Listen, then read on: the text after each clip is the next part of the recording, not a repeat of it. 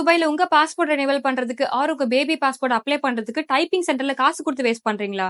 என்னங்க நீங்களே ஈஸியா அப்ளை பண்ணலாங்க. அது எப்படி நான் சொல்றேன். அதுக்கு இந்த மாதிரி யூஸ்ஃபுல்லான வீடியோஸ் போற நம்ம பேஜ் ஃபாலோ பண்ணாம இருந்தீங்கன்னா மறக்காம ஃபாலோ பண்ணிக்கோங்க. சோ இந்த அப்ளிகேஷன்ல நீங்க எக்ஸ்ட்ரா 1 திராம் கூட செலவு பண்ணாம உங்க பாஸ்போர்ட் எடுக்கிறதுக்கு அப்பாயின்ட்மெண்ட் டைமிங் ட்ராக்கிங் எல்லாமே நீங்களே பண்ணிக்கலாம். கூகுள்ல BLS இன்டர்நேஷனல் டைப் பண்ணீங்கன்னா ஃபர்ஸ்ட் லிங்க் ஓபன் பண்ணி புக் அப்பாயின்மெண்ட்ல உங்க டீடைல்ஸ் எல்லாம் டைப் பண்ணி உங்களுக்கு எந்த சென்டர் வேணும்னு ஃபில் பண்ணிக்கோங்க. சோ நெக்ஸ்ட் எந்த service like passport renewal, child passport, marriage certificate, birth certificate மாதிரி எல்லா சர்வீஸுமே நீங்க இந்த வெப்சைட்ல எடுத்துக்கலாம். தென் உங்க அப்பாயின்மெண்ட் டேட் அப்போ உங்களோட old passport, Emirates ID and passport size photo எடுத்துட்டு போனீங்கன்னா உங்களுக்கு நியூ பாஸ்போர்ட் இஷ்யூ பண்ணுவாங்க. இன்கேஸ் நீங்க நியூ பார்ன் பேபிக்கு பாஸ்போர்ட் அப்ளை பண்ண போறீங்கன்னா பேரண்ட்ஸோட passport and Emirates ID and பேபியோட பர்த் சர்டிபிகேட் எடுத்துட்டு போகணும். சோ இதுக்கு வந்து காஸ்ட் 400 dirhams to 500 dirhams ஆகும் பேஸ்ட் ஆன் சர்வீஸ் பேஸ் பண்ணி. உங்க பாஸ்போர்ட் எக்ஸ்பைரி ஆகிற 6 months முன்னாடியே நீங்க ரெனிவல் பண்ணணும். அப்படி இல்ல ஏர்போர்ட்டுக்கு நீங்க போனீங்கனாலும் நீங்க தேவையில்லாம ரிட்டர்ன் வர மாதிரி இருக்கும்.